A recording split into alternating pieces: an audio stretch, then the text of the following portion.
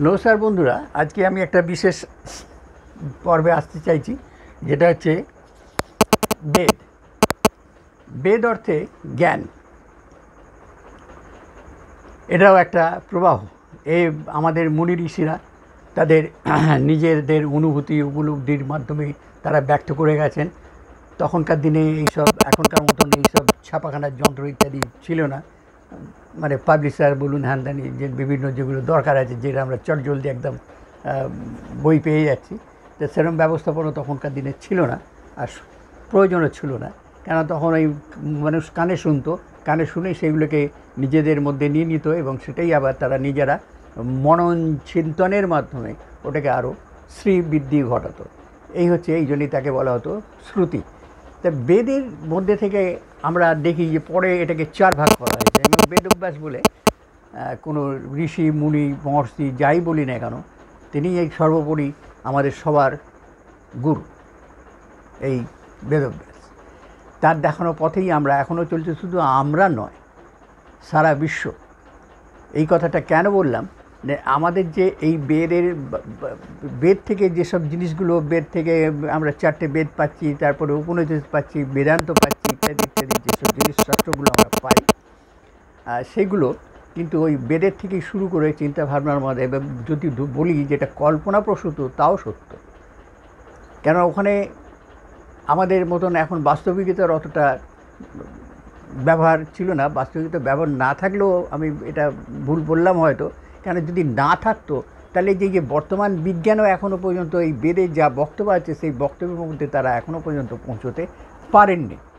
এটাই হচ্ছে সবচেয়ে বড় আনন্দেরও বটে। আর এখনকার দিনে আমাদের মাথায় আমরা নিতে পারি না, এটাও আমাদের কাছে দুঃখর বটে। যে বন্ধুরা, এই জন্য একে বলা হচ্ছে বেদ বাণী, অর্থাৎ জ্ঞান। বেদ অর্থে জ্ঞানের বাণী। এটা বলছি আমাদের পূর্ববর্তী গুরুরা, বিশেষ করে দীক্ষাদানকারী, আমি কথাটা বলছি এখানে, দীক্ষা শব্দের মানেগুলো জানতে হবে। আমি এইরকমভাবে আপনাদের এই শব্দার্থ সম্পর্কে দু একটা এই দীক্ষার বলেছি, যেমন ওটার পরে এইসব বলবো। কোনো শব্দ ভেদ এরকম একটা নাম দিয়ে আমি ভিডিও দেবো, আগেও দিয়েছি। বিভিন্ন শব্দের তার অর্থ, গূঢ় অর্থ, মানে তার অন্তর্নিহিত অর্থকে আমি ব্যাখ্যা করেছি। যে অবশ্য আপনাদেরও বলছি, যদি আপনাদের এরকম কোনো শব্দ আপনারা বুঝতে পারছেন না, সে বেদ থেকেই হোক আর অন্যান্য গ্রন্থ থেকেই হোক, রামায়ণ মহাভারত থেকে, আপনি যদি মনে করেন যে এই শব্দটার মানে আমি বুঝতে পারছি না, কেননা শব্দভেদ যতক্ষণ না করবেন ততক্ষণ পর্যন্ত আপনার তৃপ্তি হবে না, বা সেই সম্বন্ধে আপনি বিশেষ জানতে পারবেন না। একদম মানে নির্ধারিত সত্য যাকে বলে আর কি। আর তাই বলছে যে যারা আমাদের পথ দেখান, আমাদেরকে ঠিকমতো তারা মানে যাদের দীক্ষা দেওয়ার কথা আর কি, তারা আমাদেরকে কী করেছেন, তাদের উচিত বা তাদের কাজ হচ্ছে আমাদেরকে পথ দেখানো। কিন্তু আমাদেরকে শাস্ত্রজ্ঞ করে দেওয়ার দায়িত্ব তাদেরই ছিল। তারাই নেন জ্ঞান বা নির্দেশ আমাদের ঠিক মতো দিতে, সেভাবে তারা পারেননি, বা আমরাও ঠিক মতো নিতে পারিনি। আমাদের দোষটাও দেখতে হবে। আবার বেদে ব্রহ্মা বিষ্ণু মহেশ্বর সম্বন্ধে বলা আছে বটে। দেখুন, আমরা যেখানেই যাই না কেন, এই ব্রহ্মা বিষ্ণু মহেশ্বরে এক বিরাট ধাঁধা। ব্যাপারটা কিছুই নাই, এসবই বেদের সৃষ্টি। এখন এই যে ব্রহ্মা বিষ্ণু মহেশ্বরের সম্পর্কে যদি আমি জানতে পারি, তাহলে কিন্তু আর কোনো বিভেদ থাকে না। কেন পৃথিবীতে মানে আমরা যে বাস্তব জগতে আছি, আমরা দিব্যি মানে ধূপধুনো নিয়ে লাফালাফি করি এই ব্রহ্মা বিষ্ণু মহেশ্বরকে নিয়ে, কিন্তু ব্যাপারটা তা নয়। তাহলে ব্রহ্মা বিষ্ণু মহেশ্বর সব আমরাই কীরকম নিতে পারি। তাই বলছে যে বিষ্ণু সম্বন্ধে বলা হয়েছে বটে, কিন্তু কোনো মূর্তির পূজার উল্লেখ বেদে নেই। তাই এই মূর্তি হচ্ছে আমরাই মূর্তি। এর মধ্যে যে আছে তাকে মূর্ত করা, অর্থাৎ প্রকাশ করা, নিজের উদ্ভাবনী শক্তির মাধ্যমে যদি তাদেরকে আমি প্রকাশ করতে পারি, আর আমাকে, অর্থাৎ যার জন্যে সবাই যত গুরু আছেন, আমরা মানে খুব কাছাকাছি গুরু যাকে বলে, সেই হচ্ছে আমাদের বিবেকানন্দ। সেই বিবেকানন্দ তিনি বলে, আগে নিজেকে জানো। এই নিজেকে জানতে পারলে দেখবেন আপনি অনেক কিছু জেনে ফেলেছেন। দুঃখের বসে আমরা যাই না, আমরা ওকে জানতে চাই।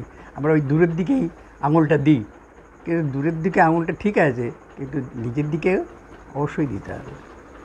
তাই বলছে যে মূর্তি পুজো উল্লেখে আমাদের এই দেহ বা যার ৭২,০০০ নাড়ি দিয়ে তৈরি, সেই ৭২,০০০ নাড়ি মাধ্যমেই আমরা বেঁচে আছি। এই ৭২,০০০ নারী, যেগুলো আমি শ্বাসযোগে বলেছি, আমার শ্বাসযোগ বলে ভিডিও, শ্বাসযোগ দর্শন, রাসলীলা, আরও বিভিন্ন আছে, কী বলে শ্রীক্ষেত্র, এই সবই এই শ্বাসের খেলা, সবই বায়ুর খেলা। আপনি দেখবেন, ভালো লাগবে। আর কি বলছে, হ্যাঁ সবাই সাবস্ক্রাইব করতে ভুলবেন না, বন্ধুবান্ধবকে জানাবেন, সাবস্ক্রাইব করুন, লাইক করুন, এগুলো তো অবশ্যই আপনার করণীয়, আমাকে উৎসাহ দেওয়ার জন্য, আর কিছু না। ঠিক তাই হচ্ছে ব্যাপার, যে মূর্তি পুজো উল্লেখ নেই তা না। এখানে বলছে যে ৭২,০০০ নারী, আর কি আছে না, অগুন্তি ইন্দ্রিয়, ইন্দ্রিয় যেকে আমরা এই বিভিন্ন পুরাণ শাস্ত্রে দেখতে পাই, বলা হয় ইন্দ্র। আরে ইন্দ্র, ইন্দ্র নয়, ইন্দ্রিয়। ইন্দ্রিয়টাই আমরা ওই শর্টকাট যাকে বলে ইন্দ্র বলা হয়। ইন্দ্র বলে কেউ নেই, ঠিক আছে, তার অমুক ছিল বা সেই অমুক করেছিল, তমুক করেছিল, এগুলোকে যে কাহিনি আপনি প্রশ্ন করুন বা আমি বলবো। আমাদের পুরাণের মধ্যে দেখা যায় যে বিভিন্ন ধরনের গল্পের মাধ্যমে বলেছে, আমরা তার ওই অর্থগুলোকে আমরা ঠিক ভেদ করতে পারিনি। দোষটা আমাদের সবারই, মানে আমাদের জ্ঞান দেনেওয়ালা যেমন জ্ঞান মানে লেনেওয়ালা হতে আপনি। তাই ঠিক আছে, এই হচ্ছে ব্যাপার। তাই বলছে যে এই দ্বারা কি হয় না, গঠিত বা সৃষ্ট বিভিন্ন ইন্দ্রিয়ের দ্বারা। সে কর্মেন্দ্রিয় আছে, আমরা বলি জ্ঞানেন্দ্রিয়, কর্মেন্দ্রিয় ইত্যাদি ইন্দ্রিয় আছে, আমাদের বিভিন্ন অর্গ্যান আছে, সবই ইন্দ্রিয়র ব্যাপার। এই কথা বলছি আপনার সঙ্গে, আপনি আমার সামনে যে উপস্থিত হয়েছেন, এই মানে আগ্রহ সহকারে শুনছেন, এটা সবই ইন্দ্রিয়ের ব্যাপার।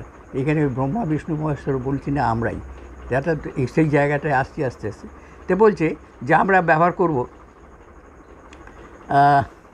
ইন্দ্রিয় সৃষ্টি হয়েছে, আমাদের যা কিছু অনুভূতি, উপলব্ধি, ভোগ, যোগ, বিরহ বা বৈরাগ্য, সব কিছুই আমাদের দেহ ও মনে। এই দেহ মনেই এগুলো সঞ্চরণশীল, অর্থাৎ তারা ঘোরাফেরা করে বিভিন্নভাবে। তো এই দেহকে বা এই মনকে কীভাবে আমরা ব্যবহার করব, যাতে আমরা ব্যক্তিগত ও সমষ্টিগতভাবে সুস্থ, স্বাভাবিক এবং কর্মক্ষম ও সমাজ কল্যাণকর করতে বা রাখতে পারব,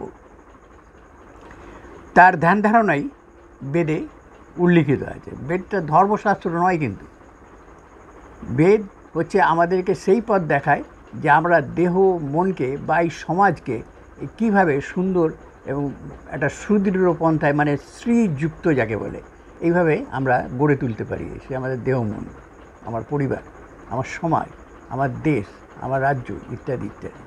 তো এইটাই হচ্ছে বেদের বক্তব্য। বেদ ধর্মগ্রন্থ নয়, আমরা এটাই খুব ভুল করি। অর্থাৎ নিয়মবদ্ধ কিছু কথা বলা হয়েছে, যেগুলো পালন করতে পারলে আমরা নিজে ব্যক্তিগতভাবে তো সমৃদ্ধ হবই, তার সঙ্গে পরিবার মানে পারিবারিকভাবে, সমষ্টিগতভাবে, সমাজগতভাবে, রাষ্ট্রগতভাবে, সব দিক থেকে। এবং আমাদের এই বেদের কাজ হচ্ছে বিশ্বজনীন। এরা আমাদের বেদ কখনো বলেনি যেটা আমেরিকার জন্য, এটা ভারতবর্ষের জন্য, এটা ইরানের জন্য, এইভাবে তারা বলেনি। এটা হচ্ছে বিশ্বজনীন, বিশ্বের যে কোনো লোক, প্রাণী মাত্রই, বিশেষ করে প্রাণীমাত্র সবারই বটে, কিন্তু যেহেতু মানুষ হচ্ছে উচ্চতর প্রাণীর মধ্যে আসছে, এই উচ্চতর প্রাণী হতে গেলে তাকে কী করতে হয়, 4 পা থেকে 2 পায়ে হতে হয়। এসব ভিডিও পরে দেবো, এইসব ঠিক এই কাহিনিটা বলবার জন্যে। যারা এই মেরুদণ্ড সোজা করে চলতে পারে, তাদের এই ব্রেনটা খুব সচল হয় এবং তার সূক্ষ্ম বুদ্ধি উৎপন্ন হয় সেখানে। এই জন্যই একে বলা হয়েছে স্বয়ম্ভু। যেটা আমরা শিবকে বলি, সবাইকেই বলি, আমরাও, বা আমাদের এই বুদ্ধি, বিবেক, এগুলো কিন্তু স্বয়ম্ভু, যে নিজে নিজেই উদ্ভূত হয়, তাকে স্বয়ম্ভু বলছে। তাই বলছে, ওই জন্যই বলছি যে শব্দভেদ না জানলে আপনি তৃতীয় পাবেন না, নিজে তো বটেই, আর আপনার সামনে যারা বসে আছে তারা, বা যারা সঙ্গ দিচ্ছে। তাই কর্ম করতে হবে। আমরা ভূমে বসে তা বুঝতে পারি না। সমাজ কল্যাণ বলতে গোষ্ঠী, অর্থাৎ মনুষ্য গোষ্ঠীর সর্বভাবে উন্নয়ন ও উন্নতির কথা বলা হয়েছে, যাতে উত্তর পুরুষ, আমরা তো বলি আমরা সম্পত্তি 5 কিলো সোনা, কয়েক কোটি টাকা আমরা আমাদের উত্তরাধিকারের জন্য, তার সঙ্গে কিছু এখনকার দিনে আবার বোতলেরও ব্যাপার এসে গেছে। তাই মাফ করে বলার জন্য তাই বলছে যে উত্তরাধিকারী যারা, তাদেরকে আমরা কী দেবো? এগুলো তো মানে নশ্বর জিনিস। তাদেরকে এমন কিছু দিয়ে যেতে পারে তারা মাথা উঁচু করে বুক ফুলিয়ে চলতে পারে যাতে, ঠিক আছে? এই টাকা পয়সা ফ্যাক্টর না, হ্যাঁ প্রয়োজন আছে, এটা ইন্ধন, এটা জ্বালানি। তাই বলছে যে বর্ষির সুপদ উন্নয়ন বলা হয়েছে যাতে উত্তর পুরুষ আরও সুসংহতভাবে সমৃদ্ধ হতে পারে, সুসংহিতভাবে সমৃদ্ধ হতে পারে। তো বর্তমান ও আগামীকালের চিন্তাভাবনাই সেখানে বলা হয়েছে। বর্তমান অর্থাৎ আমি সেই সব যদি নিয়মগুলো পালন করি বেরোক্ত, তাহলে আমিও ভালো থাকবো, পরিবার ভালো হতো, এটা তো হচ্ছে বর্তমান। আর ভবিষ্যতে যারা আসছেন এইগুলোর সঙ্গে নিয়েও তাদেরকে উত্তরপুরুষ কী বলছে এইগুলো সেখানে বলা হয়েছে। পরবর্তীকালে তাকে সুবিধা মতো যাতে আরও লোকেদের মানে পাবলিকের যদি আরও বুঝতে সুবিধা হয়, এই বেদকে তখন 4টে ভাগে ভাগ করা হয়েছে। আমরা জানি ঋক্সাম, যজুর, অথর্ব, এগুলো সম্পর্কে আমরা জানি। একটু নাড়াচাড়া করবেন, ভালো লাগবে, শত্রু নয় আপনার। তাই বলছে যে 4টি ভাগে বিভক্ত রয়েছে, সেই 4 ভেদ বা 4 বেদ এর মাধ্যমেই বা বলা যায় ক্রিয়াকর্মের মাধ্যমেই আমরা নিজেদেরকে সুরক্ষিত রেখে শান্তি ও মুখ্যর পথ খুঁজে পাই। এটা স্বতঃসিদ্ধ সত্য। যে ক্রিয়া বা কর্মের দ্বারাই আমরা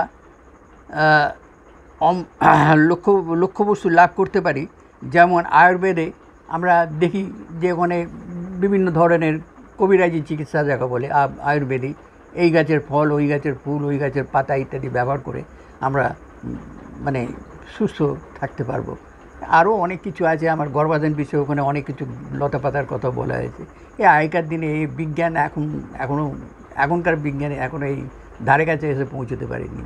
যদি আপনি ঘাঁটাঘাঁটি করেন দেখবেন, আর নাহলে আমি তো আছি, আপনি প্রশ্ন করুন, দেখি না আমি এই চ্যানেলটা খুলেছি, কত আমার মানে কী বলে দম আছে, বুকের জোর আছে, কতটা আমি মানে দিতে পারবো আপনাকে দিতে পারলেই আমিও কিন্তু সমৃদ্ধ হব, আমার নিজস্ব তৃপ্তি আসবে, আর ওই তৃপ্তি হচ্ছে আমার কাছে শান্তি। সুতরাং আপনাদের আবার বলি, সাবস্ক্রাইব করুন, লাইক করুন, বিভিন্ন বন্ধুদের মধ্যে ছড়িয়ে দিন। তাই বলছে বিরক্ত হয়েছে আমরা নিজেদেরকে সুরক্ষিত শান্তি বা মুখ্যর পথে এগিয়ে বা খুঁজে পাই, এটা স্বতঃসিদ্ধ সত্য। তাহলে যে ক্রিয়া বা কর্মের দ্বারাই আমরা লক্ষ্যবস্তু লাভ করতে পারি, যেমন আয়ুর্বেদে আমলকি সেবা করার কথা বলা হয়, মানে বিভিন্ন ধরনের লতাপাতার কথা, ফলমূলের কথা বলা হয়েছে। তার সেগুলো খেলে, আমি একটা উদাহরণস্বরূপ এখানে আমলকিই রেখেছিলাম, আমলকি, বেলপাতা ইত্যাদি, যেগুলো আমরা খুব সাধারণত পুজোয় ব্যবহার, পুজোটা কিছুই নয়, ওগুলোই আমাদের জন্যই, ওই আমাদেরকেই সেবা করতে বলা হয়েছে। আমরা ওই টনকে টন বেলপাতা পেলেই দিচ্ছি। একটু চিন্তা করে দেখবেন, বা আবার বলি, প্রশ্ন করবেন, আপনাদের আমি বলে দেবো। তাই যাই হোক, বেদে যেমন আয়ুর্বেদ আছে এবং ওটা শিবের মাথায় বেলপাতা দেওয়া, সেও আমরা দেখি। তো সেবা লাগার জন্য কত, অর্থাৎ এগুলোকে সেবা কত, সেবা অর্থে কী বলছে? হ্যাঁ, সেবা অর্থে বলছি যে ওই শুধু ওখানে না, সেবা অর্থে মানে আমরা বিশেষ করে দেখেছি যে বৈষ্ণব বলে একটু সেবা করে যান। তা সেবা বলতে কী হয়েছে না, আপনাকে খুশি করা, সেটা খাদ্য খেতে হবে। আবার সেবা বলতে কারোর গা টিপে দেওয়া, পা টিপে দেওয়া ইত্যাদিও বোঝাতে পারে। কাউকে শিক্ষা দেওয়া, সেটাও সেবা বলতে পারে, ইত্যাদি ইত্যাদি বিভিন্নভাবে সেবা আমরা ব্যাখ্যা করতে পারি। তাই সুতরাং সেবার কোনো বিশেষ অর্থ নেই, এ বহু অর্থযুক্ত। তেমনি গঙ্গাও। তাই বলছে যে আমরা অবধের মতন অর্থ না বুঝে টনটন বেলপাতা বা আমলকি তথাকথিত শিব মন্দিরে ব্যবহার করছি, সেগুলো কোনো প্রয়োগে আসছে না। তা সেবা অর্থে কী বোঝায় আর মন্দির বলতে বা শিব বলতে কী বোঝায় আমরা না জেনে এই কর্মগুলো করি, যার ফলে আমাদের সাধ ও সাধনা বিফল হয়ে যায়। তো বন্ধুরা, আবার বলি যে পুরনো ভিডিওগুলো দেখবেন। আবার বলি, যদি আপনাদের কিছু জানার থাকে আপনি অবশ্যই বলুন, নির্দ্বিধায় নিঃসন্দেহে। আমি আমার সাধ্য মতন এবং সময় মতন দিতে অবশ্যই চেষ্টা করব, সেখানে আমার কোনো কার্পণ্য নেই। কার্পণ্য যদি আপনাদের না থাকে আরও ভালো লাগবে। একটু সাবস্ক্রাইব করবেন, লাইক করবেন। তো বন্ধুরা, নমস্কার, সবাই ভালো থাকুন আর ভালো রাখুন। ভালো রাখাটা এটাও সেবা, আর নিজে ভালো থাকাটাও এটাও সেবা। অর্থাৎ নিজে যদি আমি সেবা করতে পারি, তাহলে অপরকে সেবা করার সুযোগটা কিন্তু আমার থাকবে, এবং তাতেই কিন্তু আমার আত্মতুষ্টিও বটে, আত্মসম্মানও বটে, আত্মমর্যাদাও বটে, আত্মকর্মও বটে। অনেক কিছু বলে ফেলেছি। নমস্কার বন্ধুরা, ভালো থাকুন।